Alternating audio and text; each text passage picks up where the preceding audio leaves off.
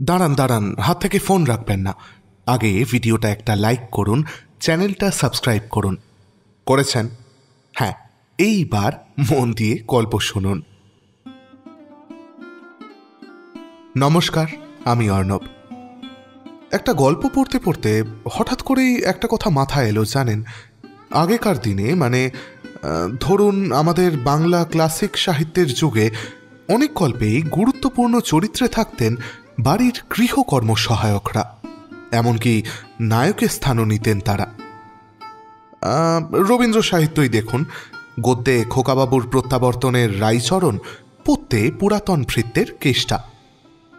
আবার যদি আমরা আরেকটু এগিয়ে আসি, এই গৃহকর্ম সহায়করা ধরা দিয়েছেন আরেকটু টুইস্ট নিয়ে। সত্যজিৎ রায় ধরুন, অনুকূল গল্পের রোবট চাকর অনুকূল বা কাকতাড়ুয়া গল্পের ভুতুড়ে অভিরাম। বহু রহস্য গল্পে এরা হতেন খুনি বা ভিকটিম বা সাক্ষী। প্লাস ভূতের বাড়ির সেই বিখ্যাত চাদর জড়ানো হাতে লণ্ঠন চৌকিদাররা তো আজও রীতিমতো আলোচনার বিষয়। জানেন, আমি যখন ছোট ছিলাম, আমি একটা জয়েন্ট ফ্যামিলিতে বড় হয়েছি। আমাদের বাড়িতেও এরকম একজন ছিলেন। আমরা সিধু দাদা বলে ডাকতাম। আমার যখন বয়স 10, তার বয়স কত হবে, 25-26। সে আমাদের সাথে, আমরা ভাই বোন দুজনে, আমাদের সাথে সেই সব সময় খেলতো। সে আমাদের হাউস হেল্প ছিল। তাকে আমরা বাড়ির সবাই ভীষণ ভালোবাসতাম। ছেলেটি ঝাড়খণ্ড থেকে এসেছিল যতদূর আমার মনে পড়ছে।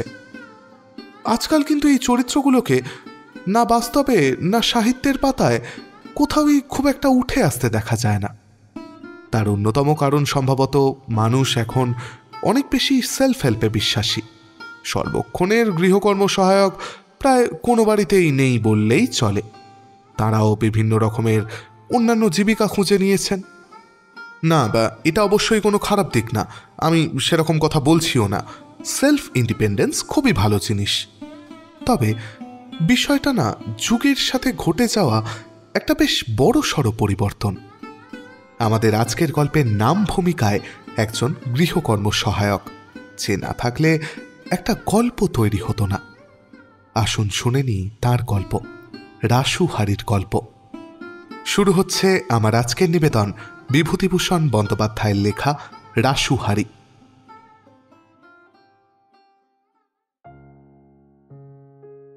সেবার আষাঢ় মাসে আমাদের বাড়ি একজন লোক এসে জুটল। গরিব লোক, খেতে পায় না। তার নাম রাসু হারি। আমরা তাকে 7 টাকা মাইনে মাসে ঠিক করে বাড়ির চাকর হিসেবে রেখে দিলাম।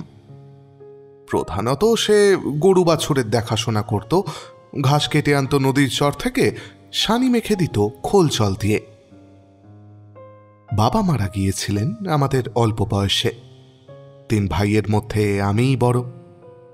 লেখাপড়া আমার ওই গ্রাম্য পাঠশালা পর্যন্ত। ছোট ভাই দুটি ডান্ডাগুলি খেলে বেড়াতো, এখন আমাকে চাষের কাজে সাহায্য করে। রাসু বছরখানেক কাজ করার পরে একদিন রাত্রে আমাদের বড় বলদচোরা নিয়ে অন্তর্ধান হল। আমাদের চক্ষু স্থির। তখনকার সস্তার দিনেও গরু চোরার দাম 200 টাকা। আমার ভাই নেন্টু, যার ভালো নাম সত্যচরণ, তার বড় সাধের বলদ। সে ভালো গাড়ি চালাতে পারত বলে শখ করে জন্তিপুরের গোহাটা থেকে ওই গরুচোরাকে কিনে এনেছিল। ভোরবেলা মা ওঠেন সকলের আগে। সেদিন উঠে চণ্ডীমণ্ডপে গিয়ে দেখেন রাসু নেই। যে কম্বলখানা গায়ে দিয়ে শুতো সেইখানাও নেই। গোয়ালে দেখেন বলদ ছোড়াও নেই। আমাকে উঠিয়ে বললেন, হ্যাঁ রে নীলে, রাসু গেল কোথায় জানিস? আমার তখনও বিয়ে হয়নি। সত্য আর আমি এক ঘরেই শুই। আমি উঠে চোখ মুছতে মুছতে বললাম, রাসু তা কি জানি, মাঠের দিকে গেল না তো।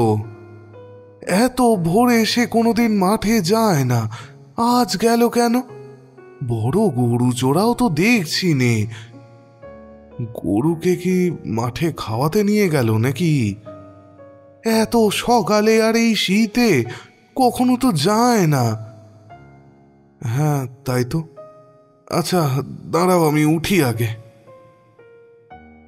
বহু খোঁচাখুঁচি করা হলো সারাদিন ধরে।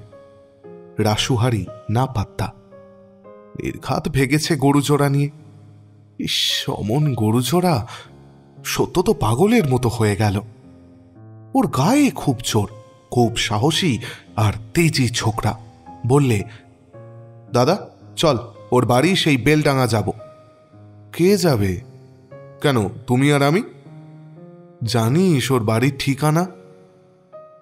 বাড়ির ঠিকানা বেলডাঙ্গা থানা, মাঠডা, বেনাদহ গ্রাম। আরে ও দুবার চিঠি পাঠিয়েছে ওই ঠিকানায়। ডাকঘর? আরে ওই বেলডাঙ্গা, জেলা মুর্শিদাবাদ। মুর্শিদাবাদ? বাবা, সে তো কত দূর এখান থেকে। ও থাকে। সত্য কিছুতেই শুনল না।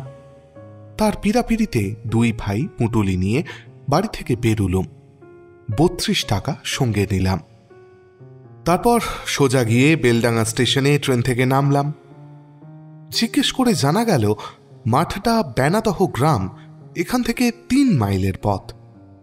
বেলডাঙ্গার থানাতে গিয়ে দারোগাবাবুকে সব খুলে বললাম। তার নাম পঞ্চানন রায়, বাড়ি হুগলি জেলা। আমাদের মুখে সব শুনে তার দয়া হলো। আমাদের বললেন সেখানে কিছুদিন থাকতে, অন্তত 1 সপ্তাহ। সাধারণ পোশাকে তিনি 2জন কনস্টেবল সঙ্গে নিয়ে নিচে বেনাদহ গ্রামে গিয়ে খবর নিয়ে এলেন সে বাড়ি নেই। আমাদের বললেন, থানায় রাত্রে শুয়ে থাকবেন, কোনো অসুবিধে হবে না, রেঁধে খেতে পারেন, কিংবা যদি না রেঁধে খেতে চান, আমার এক ছত্রী কনস্টেবল আছে, তাকে। সত্য বললে, না না কিছু না দারোগাবাবু, আমরা রান্না করেই নেব। থানার উত্তরে বড় একটা পুকুর। পুকুরের পাড়ে উলুটি বাজরা ও তাল গাছ। আমাদের যশোরের ভাষায় উলুটি বাজরা বলে উলু ঘাসে ঢাকা মাঠকে। দেখে সত্য খুব খুশি। বলে, দাদা ওই তাল গাছের তলায় আধ ছায়া আধ রৌদ্রে বসে রাঁধব, দারুণ হবে তাই না? দিন কয়েক সেখানে থাকা হলো। বেনাদহ গিয়ে রাসুহারির সন্ধান সব সময় নেওয়া হচ্ছে। কখনো রাত দুপুরে, কখনো দিন দুপুরে, কখনো বা খুব ভোরবেলায়। গাঁয়ের লোকে বলে সে যশোর জেলায় ব্রাহ্মণদের বাড়ি চাকরি করে, এখানে সে থাকে না। আজ 1 বছরের মধ্যে তাকে গাঁয়ে কেউ দেখেনি। সুতরাং 7 দিন পরে আমরা রাসুহারিকে অপ্রকট অবস্থায় রেখেই বেলডাঙ্গা থেকে রওনা হলাম বাড়ির দিকে। সত্য বললে, দাদা পয়সা নেই হাতে জানো, তাছাড়া রাস্তা দেখে যেতে হবে। যদি এমন হয় পথ দিয়ে গরু তাড়িয়ে বাড়ির দিকে নিয়ে আসছে, চলো হেঁটে বাড়ি ফিরি। সে কি রে, এখান থেকে যশোর জেলা, পথটি যে সোজা নয়, পারবি অত হাঁটতে? গরু জোড়া ফেরত পাওয়ার জন্য আমি সব করতে পারি দাদা। আমার গাড়ি চালানো একেবারে বন্ধ হয়ে গেল, ওই গরু জোড়া ছাড়া গাড়ি চালাবো কিভাবে? অতএব নামলাম 2 ভাই পথে। বেলডাঙ্গার বাজার থেকে চাল ডাল কিনে নি, হাঁড়ি সরা কিনে বোঁচকায় পেথে নিলাম। প্রথম দিন রাস্তার ধারে এক আমতলায় রান্না করে খেলাম। বেশ লাগে কিন্তু এভাবে পথ চলতে। ঘর থেকে কখনো বেরোইনি, এত দূরে জীবনে কখনো আসিও নি। রাসুহারির দৌলতে অনেক দেশ দেখলাম। সত্য বললে, দাদা হাঁড়ি ফেলে কাজ নেই জানো, বড্ড দাম হাঁড়ির। যাই ধুয়ে নিয়ে আসি পুকুর থেকে, বোঁচকায় বেঁধে নি, নইলে কত পয়সা লেগে যাবে বলো তো রোজ হাঁড়ি কিনতে। সন্ধ্যার আগে আশ্রয় নেওয়ার জন্য একটা কি গ্রামে ঢুকে সামনের একটা বাড়িতে গিয়ে দাঁড়ালাম। বাড়ির লোকেরা খুঁটের আগুন পোয়াচ্ছে উঠোনে। আমাদের কথা শুনে বললে, না না এখানে থাকার জায়গা হবে না। আমাদেরই থাকার জায়গা নেই, এগিয়ে গিয়ে গাঁয়ের মধ্যে দেখো গে। কিছু দূর গিয়ে আরও একটা বাড়ি পেলাম রাস্তার বাঁ ধারে। বাড়ির সামনে গোয়াল ঘর। প্রথম শীতে লাউ গাছে মাচা ভরা লাউ ঝুলছে। মেটে ঘর 2-3 খানা, উঠোনের পেছন দিকে 1 ঝাড় তলতা বাঁশ। বুড়ো মতো একটা লোক তামাক খাচ্ছিল তাওয়ায় বসে। আমাদের দেখে বললে, কে তোমরা? আমি বললাম, আগে পথ চলতি লোক। তা এখানে কি মনে করে? একটু থাকবার জায়গা দাও কর্তা, অনেক দূর থেকে আসছি, বড় কষ্ট হচ্ছে। তা তোমরা কোন জাতি? আগে আমরা ব্রাহ্মণ। গিয়েছিলে কোথায়? তখন সব কথা খুলে বললাম, রাসুহারির আনুপূর্বিক ঘটনা। লোকটা নির্বিকারভাবে তামাক টানতে টানতে সব শুনলে। আমাদের কথা শেষ হয়ে গেলে হুঁকোয় শেষ টান দিয়ে পিচ করে থুতু ফেলে শান্ত ও ধীরভাবে বললে, না না, এখানে থাকার অসুবিধে, আগে দেখো। আমরা আমরা এই দাওয়ায় না হয় শুয়ে থাকবো, আসলে এই শীতে। না না, এখানে সুবিধে হবে না। সত্য বললে, এগিয়ে চলো দাদা, এখানে দরকার নেই। কিছু দূর গিয়ে আমরা একটা বাড়ির পিছন দিকটায় পৌঁছলাম। বাড়ির মধ্যে মুড়ি ভাজার গন্ধ বেরুচ্ছে এবং খোলা হাঁড়িতে মুড়ি ভাজার চড়বড় করে শব্দ হচ্ছে। আমরা ঘরে গিয়ে বাড়ির উঠোনে ঢুকলাম। একটা কালো মতো বেঁটে লোক বাড়ি থেকে বেরিয়ে এলো। আমাদের দিকে ঘটমট করে চেয়ে বললে, কে তোমরা, কি চাই? আগে আমরা বিদেশি পথিক, বেলডাঙ্গা থেকে আসছি, একটু থাকবার জায়গা হবে রাত্রিরে। তা কি জাত তোমরা? ব্রাহ্মণ, আমাদের সঙ্গে চাল ডাল আছে, আমরা নিজেরাই রেঁধে খাবো। লোকটা যেন একটু নরম হয়ে বললে, ও ব্রাহ্মণ, দাঁড়াও জিজ্ঞেস করে আসি।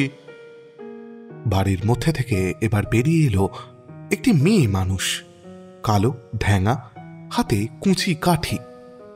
ও, ইনি মুড়ি ভাজছিলেন তাহলে। আমাদের দিকে চেয়ে বললে, কে গা তোমরা? আগে আমরা ব্রাহ্মণ, একটু থাকার জায়গা চাই। না না, এখানে জায়গা হবে না, আগে দেখো। আগে আগে কোথায় দেখব? ওমা, তোমরা জানো না নাকি আগে কত লোক আছে, দেখো গে যাও। আমরা নতুন লোক, কি করে জানবো লোক আছে কিনা? সামনে গিয়ে দেখো না, জায়গা একটুও হবে না, আমরা নিজেরা রেঁধে খেতাম। বারবার বলছি তো হবে না, তুমি বাবু কিরকম লোক? হ্যাঁ বলেই মেয়ে মানুষটি আমাদের দিকে পিছন ফিরে এক পা ঘুরে চলে গেল বিরক্তভাবে। সত্য বললে, দাদা এখন উপায়? কেউ তো জায়গা দিচ্ছে না দেখছি, রাতও তো বেশ হলো। চল এগিয়ে দেখি সামনে। আমাদের কি চোর ডাকাত বলে ভাবছে নাকি দাদা? কি করে বলবো বলতো, চল দেখি এগিয়ে। এবার একটা পাকা দালান বাড়ির বাইরের রোয়াকে আমরা ক্লান্তভাবে এসে বসে পড়লাম বোঁচকা নামিয়ে। অনেকক্ষণ পরে একজন লোক বাড়ি থেকে বের হয়ে কোথায় যাচ্ছিল লণ্ঠন হাতে। আমাদের দেখে বিস্ময়ের ভাবে বললে, কে তোমরা? আমি বললাম, একটুখানি শুয়ে থাকবার জায়গা দেবেন রাত্রিরে? আমরা ব্রাহ্মণ, বাড়ি যশোর জেলা, বেলডাঙ্গা থেকে আসছি। ও বেলডাঙ্গা, হেঁটে আসছো? আগে হ্যাঁ। শোবে? আচ্ছা তা থাকো শুয়ে। ব্যাস এই পর্যন্ত। বললেও না উঠে বৈঠকখানাটার মধ্যে গিয়ে শো, কিংবা তোমরা খাবে কি, কিচ্ছু না। সেই যে গেল, আর তাকে দেখলামও না, আর কোনো খোঁজ খবরও নিলে না আমাদের। সেই শীতের রাত্রে খোলা রোয়াকে কাপড় পেতে দুই ভাই শুয়ে রইলাম, কি করি? সত্য বললে, রাসুহারির সঙ্গে একবার দেখা হলে তার মুন্ডুটা আমি ভেঙে দিতাম এক ঘুষিতে। সত্য বেশ জোয়ান ছোকরা, খেতেও পারত অসম্ভব। একশের রান্না করা মাংস আর আধশের চালের ভাত একা খেতে পারত। বেলডাঙ্গার বাজারে সস্তা ডিম দেখেও বলতো, দাদা রোজ 4টে ডিম একবারে ভাতে দিও আমার জন্য। চা সস্তা, খুব করে ডিম খেয়ে নিই এই বেলা, কি বলো? আজ আরো বেশি করে তার কথা মনে পড়ছে, কারণ না, কিন্তু থাক ওসব কথা এখন। আরও একদিন কাটল পথে। বেথুয়া ডহরি ছাড়লাম, আরও এগিয়ে যাই দুজনে। জগতানন্দপুর বলে গ্রামের হাটে বড় একটা মাছ কিনলাম। বেলা তখন 10টা পেরিয়ে গেছে, খিদেও পেয়েছে বেশ। একটা বড় পুকুরের ধারে আম গাছের ছায়ায় সত্য উনুন খুঁড়তে লাগল। আমি মাছ কুটবার ছাই কি করে জোগাড় করি তাই ভাবছি। এমন সময় সত্য বললে, ওই দেখো দাদা। যা দেখলাম তা এখনো মনে আছে, আজ এই 14-15 বছর পরেও। একটি সুন্দরী বউ গামছা কাঁধে নিয়ে আমাদের দিকে আস্তে আস্তে পথের অদূরে দাঁড়িয়ে রয়েছেন থমকে। আমরা রান্না করতে বসেছি পথের ধারেই। এই পথটা নিশ্চয়ই পুকুরঘাটে যাওয়ার পথ। বউটি অপরিচিত লোকদের দেখে ঘাটে যেতে পারছেন না। ভদ্রলোকের মেয়েদের স্নানের ঘাটে যাওয়ার পথে আমাদের রান্না করতে বসা না, একেবারেই উচিত কাজ হয়নি। সত্য বললে, দাদা ঘাটের পথে বসেছি, কি করি বলো তো এখন? উঠে যাব নাকি? হঠাৎ দেখি বউটি যেন আমাদের দিকে চেয়ে চেয়ে দেখে ফিরে গেলেন। অমন রূপসী বউ এমন পাড়াগায়ে দেখব আশা করিনি। আমাদের ভয়ও হলো। সত্য বললে, যা, ফিরে চলে গেল বউটি। আমরা না বুঝে অন্যায় করে ফেলেছি দাদা, চলো সরে যাই। পরক্ষণেই ভয়ের সুরে বললে, দাদা ওই দেখো লোক আসছে এদিকে। বউটি নিশ্চয় বাড়িতে গিয়ে বলে দিয়েছে, চলো পালাই, মারবে। আমি আশ্বাস দিয়ে বললাম, আরে না না, পালাতে হবে কেন? আমরা কি করেছি? মার বুঝি সস্তা? দুটি ছোকরা এসে আমাদের কাছে দাঁড়ালো। আপনারা আসছেন কোথা থেকে? আমি বললাম, বেলডাঙ্গা থেকে। তা যাবেন কোথায়? যশোর জেলা। আপনারা ব্রাহ্মণ? আগে হ্যাঁ।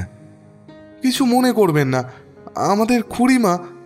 আমরা ভাবছি এই রে, এইবার আসল কথা বলবে। এসেছিলেন ঘাটে নাইতে, তিনি ফিরে গিয়ে বললেন, দুটি ব্রাহ্মণের ছেলে আমাদের বাড়ির সামনে উনুন খুঁড়ে রেঁধে খেতে যাচ্ছে এই দুপুর বেলা, ওদের গিয়ে বাড়িতে ডেকে আনো। তা আপনারা দয়া করে চলুন আমাদের ওখানে, আমি জিনিসপত্র নিয়ে যাচ্ছি। আমরা তো অবাক, এমন কথা বিদেশে কখনো শুনিনি।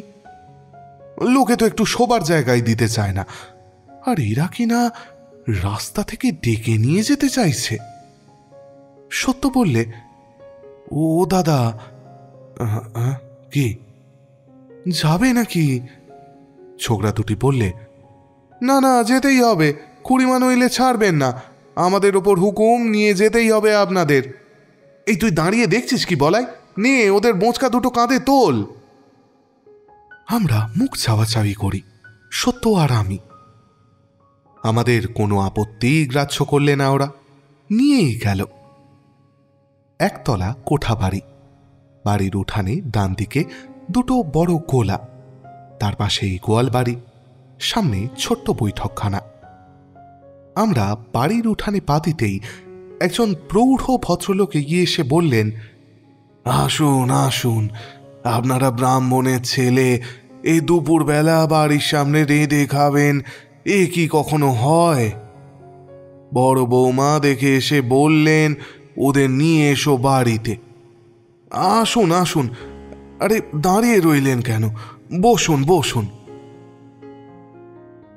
আমরা তত ভালো লেখাপড়া জানি নে, চাষবাস করে খাই।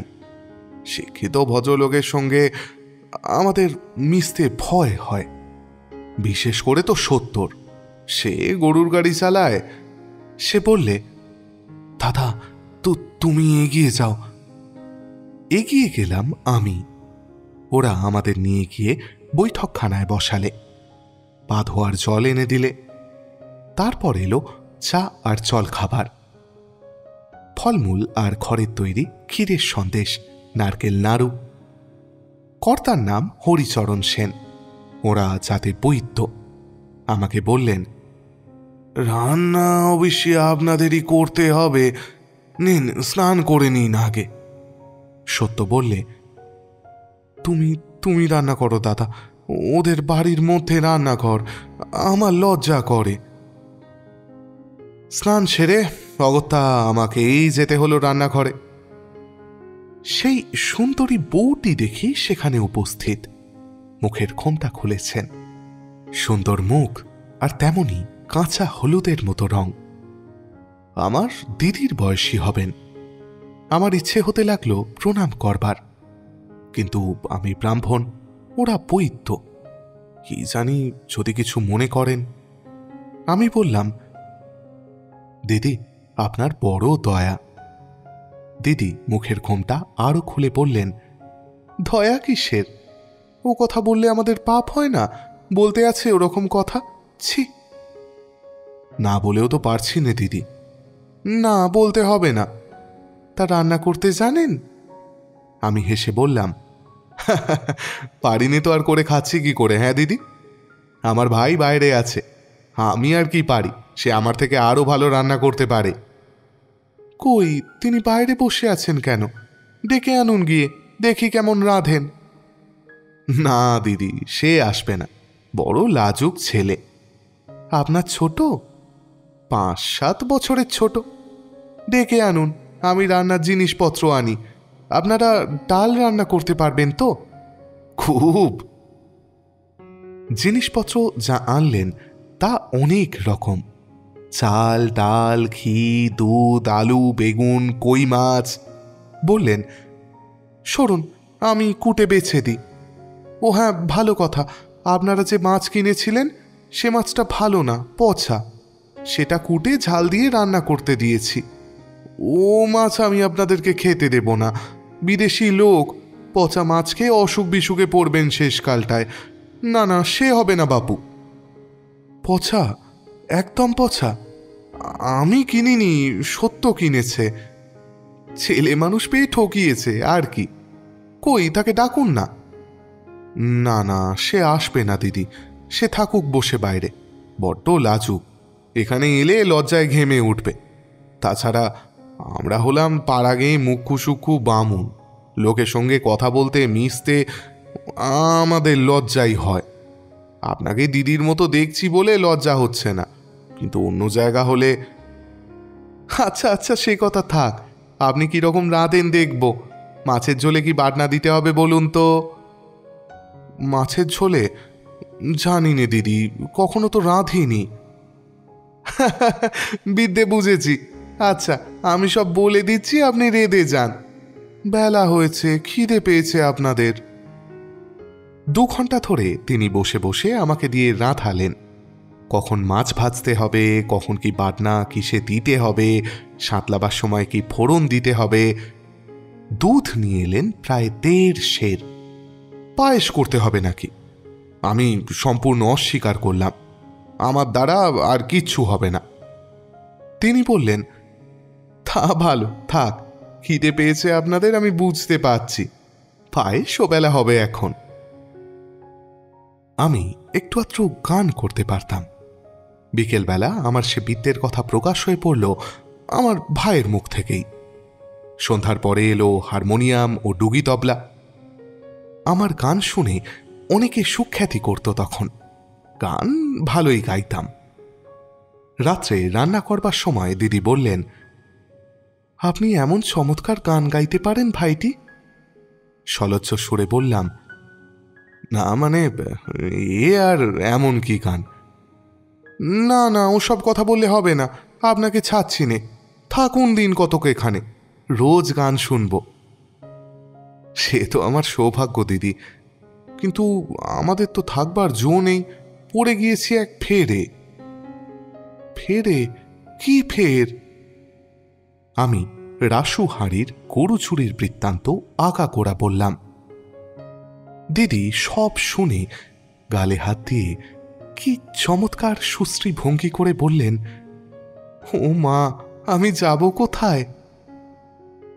এমনিতেই সুন্দরী মেয়ে, কি অপূর্ব সৌন্দর্যে দেখাচ্ছিল এই মুহূর্তটিতে।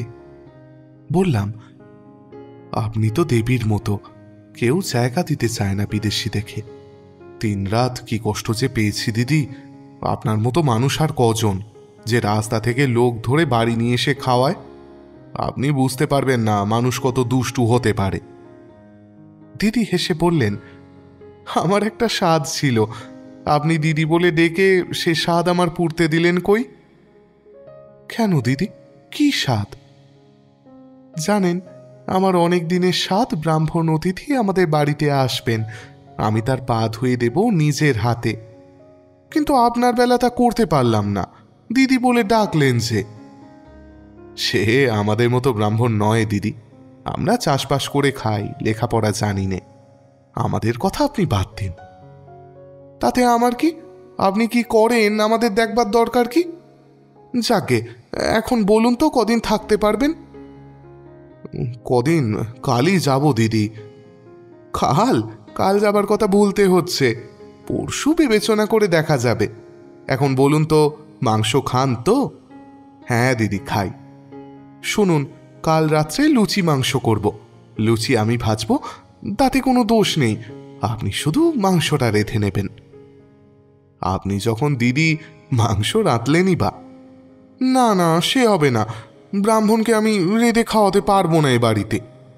বড্ড সেকেলে আপনি দিদি, ঠাকুমা দিদিমাদের মতো সেকেলে। বলুন ঠিক কিনা? দিদি শুধু হাসলেন, কথার উত্তর দিলেন না।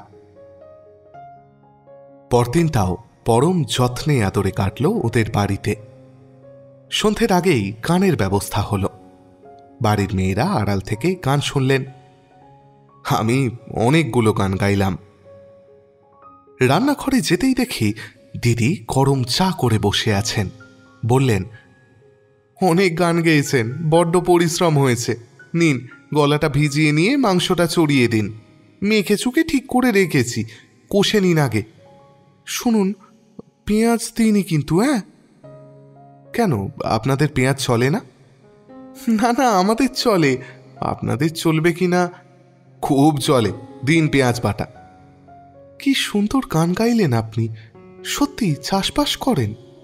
সত্যি দিদি, সত্যি, গান গাইলে চাষবাস করা যায় না? হ্যাঁ দিদি। দিদি হেসে চুপ করে রইলেন। অনেক সময় কথার উত্তর না দেওয়া ওর একটা স্বভাব। পরদিন সকালেই আমরা দুজন ওদের কাছে বিদায় নিলাম। দিদি ঘরের মধ্যে ডেকে নিয়ে গিয়ে আমাকে আর সত্যকে বসিয়ে শশা কাটা, কলা, শাঁকালু, ক্ষীরের ছাঁচ ইত্যাদি রেকাবিতে সাজিয়ে সামনে দিলেন। তার কাছ থেকে বিদায় নিতে গিয়ে চোখে সত্যি জল এলো আমার। বারবার বলে দিলেন, আবার আসবেন অবশ্যই, অবশ্যই আসবেন, কিন্তু বেলুর বিয়ে হবে পৌষেক মাসে, সে সময় চিঠি যাবে, ভুলবেন না কিন্তু দিদির কথা। আসবার সময় কর্তাকে বললাম, দিদির মতো মানুষ দেখিনি কর্তা মশাই। বৃদ্ধ বললেন, বড় বৌমা তো সে বাড়ির লক্ষ্মী, ওর থেকে এই সংসারে তো এত উন্নতি, উনি আসার পর থেকে সংসার যেন উতলে পড়ল। আর মার আমার কি দয়া, পাড়ার কেউ অভুক্ত থাকবে না, সব খবর নিজে নেবেন। আপনাদেরই বলছি, 2-3টে স্কুলের ছেলেকে মাইনে দিচ্ছেন এই পাড়ার, যে এসে ধরবে না বলতে জানেন না। মা আমার স্বয়ং লক্ষ্মী, রূপে গুণে সব দিক থেকেই মা লক্ষ্মী। না, ভুলিনি তার কথা। আজ 14 বছর হয়ে গেল, এখনো মনে চলচল করছে সে মূর্তি। না, আর সেখানে যাওয়া হয়নি, কোনো খোঁজ খবরও নেওয়া হয়নি। আজ কেন হঠাৎ একথা মনে পড়ল এতদিন পরে, সেই উপসংহারটাই আপনাদের বলি। দিন 5-6 আগে আমার ভগ্নিপতি মনমোহন রায় দফাদার সেই রাসুহারিকে গ্রেপ্তার করে বিকেলবেলায় আমাদের বাড়িতে নিয়ে হাজির। রাসুহারি জয়দিয়ার বাঁওড়ের ধারে শুয়োরের পাল চড়াচ্ছিল, এখান থেকে প্রায় 11 মাইল দূরে। মনমোহন থানায় হাজিরা দিতে যায় রোজ বৃহস্পতিবারে এই পথ দিয়ে। রাসুহারিকে দেখে চিনতে পেরেছে, এবং চৌকিদার দিয়ে তক্ষুনি গ্রেপ্তার করিয়ে আমাদের এখানে নিয়ে এসেছে। রাসু এসে বসে চারিদিকে চেয়ে বললে, বাবুদের বাড়ির কি হয়ে গিয়েছে? চণ্ডী মণ্ডপ নেই, গোলা নেই, কোঠা ভেঙে গিয়েছে, লাঙল গরুও তো নেই দেখছি। আমার মাকে দেখে বললে, মা ঠাকরুন এত বুড়ো হয়ে গিয়েছেন, আপনাকে যে আর চেনাই যায় না। তা ছোট বাবু কই? মা বললেন, সে ফাঁকি দিয়ে চলে গিয়েছে আজ 8 বছর। সে চলে যাওয়াতেই তো সংসারের এমন হয়ে গেল, কিছু নেই আর সে সংসারের। আমি বললাম, রাসু, গরু চোরা চুরি করেছিলি তুই? রাসু পুরো হয়ে পড়েছে, মাথার চুল বিশেষ কাঁচা নেই, গোঁপ তো সম্পূর্ণ পাকা, একটু কুঁচো মতো হয়ে পড়েছে যেন। একটু চুপ করে থেকে সে বললে, হ্যাঁ বাবু, মিথ্যে বলে আর কি হবে বলুন? গরু নিয়ে গিয়ে একটা গাঁয়ের হাটে বিক্রি করি। দেশে যাসনি? না বাবু, সেই টাকা নিয়ে সোজা রাজশাহী চলে যাই, ভয়ে দেশে ফিরতে পারিনি। কেন চুরি করলি তুই? অদ্দেষ্ট বাবু, সবই অদ্দেষ্টের লেখন। তখন কাঁচা বয়স ছিল, বুদ্ধি ছিল না, দুঃখ তো ঘুচল না, সব রকমই করে দেখলাম বাবু জানেন। এখন রাতুলপুরের হিঙ্গল সর্দারে শুয়োর চড়াই, 16 টাকা মাইনে দেয় আর খাতি দেয়। বুড়ো হয়ে পড়েছি, এখন আর কনে যাব এই বয়সে, চোখেই ভালো দেখতে পাইনে। মা বললেন, রাসু, দুটো ভাত খাবি? হাঁড়িতে পান্তা ভাত আছে ও বেলার। না না, তুই দুটো খেয়ে যা, বোধ হয় আজ তোর খাওয়া হয়নি। জগদানন্দপুরের সেই দিদির কথা অনেক দিন পর আবার মনে এলো। ভুলেই গিয়েছিলাম বটে। এখন মার ওই কথায় জগদানন্দপুরের দিদির সেই দেবীর মতো মূর্তিখানা চোখের সামনে ভেসে উঠল। ভুলিনি দেখলাম, এতটুকুও ভুলিনি, বাইরেই ভুলেছিলাম মাত্র। কি জানি এতদিন পর বেঁচে আছেন কিনা। মনমোহনকে বললাম, ভায়া, আর 14 বছর পরে ওকে গ্রেপ্তার করে কি করবে বলো? ছেড়ে দাও ওকে, ছেড়ে দাও।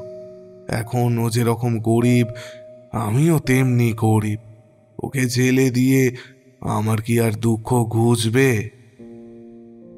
রাসুহারি কেঁদে আমার পা দুটো জড়িয়ে ধরল। মা চোখ মুছতে মুছতে বললেন, হায় বাবা রাসু, ভাত দিকে রান্নাঘরের উঠোনে চল, তোমারও অদ্দেষ্ট, আমাদেরও অদ্দেষ্ট, চল বাবা চল।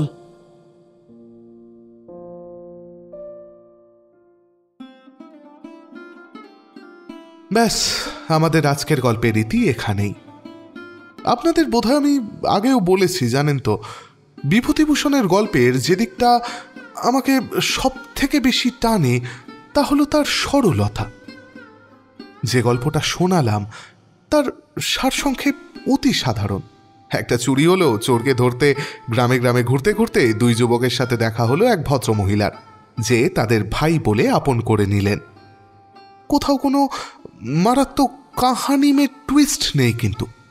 অথচ ভাবুন, এই সরল সাদা একটা গল্প পড়ে মনটা ঠিক কতটা ভালো হয়ে গেল। একটা লাইনের কথা বলি, যেখানে গৃহকর্ত্রী বলছেন ব্রাহ্মণ যুবকরা তাকে দিদি বলে রেখেছেন বলে তিনি তাদের পায়ের ধুলো নিতে পারছেন না। আপনারা যদি যুগটা খেয়াল করেন, সে যুগে কিন্তু অনেক অব্রাহ্মণই তাদের হাঁটুর বয়সী ব্রাহ্মণদের পায়ের ধুলো নিতেন। কিন্তু ওই একটা ডাকেই সব বদলে গেল। শুধু একটা ডাক দিয়েই আত্মীয়তার বন্ধন বাঁধা হয়ে গেল। আজকাল এত সহজে কিছুই হয় না, জানেন তো। কেউ কাছে টানতে গেলে হয় মনে হয় তার কোনো স্বার্থ আছে, বা বেশি কাছে চলে গেলে হয়তো আমরাই তাকে কোনোভাবে এক্সপ্লয়েট করার চেষ্টা করব। আজকাল আমরা সবাই কত সাবধানী, কত হিসেবি, তাই না? আমি এসব ব্যাপারে একটু বেশি ভাগ্যবান। আমার যারা শ্রোতা বন্ধুরা, তারা দেখে অনেকেই আমাকে ভাই, দাদা বলে সম্বোধন করেন। সব কমেন্টের রিপ্লাই দিতে না পারলেও আমি কিন্তু সব কমেন্ট পড়ি, তাই গল্পের শেষে একটা করে কমেন্ট রেখে যেতেই পারেন। যাক, এসব ইমোশনাল কথাবার্তা থাক। আমি জানেন তো, কথা বলা শুরু করলে থামতেই পারি না। আপাতত আমায় বিদায় দিন। ফিরে আসবো আবার খুব শিগগিরই নতুন কোনো পুরনো গল্প নিয়ে। ততদিন খুব ভালো থাকবেন, ভালো রাখবেন। শুভরাত্রি।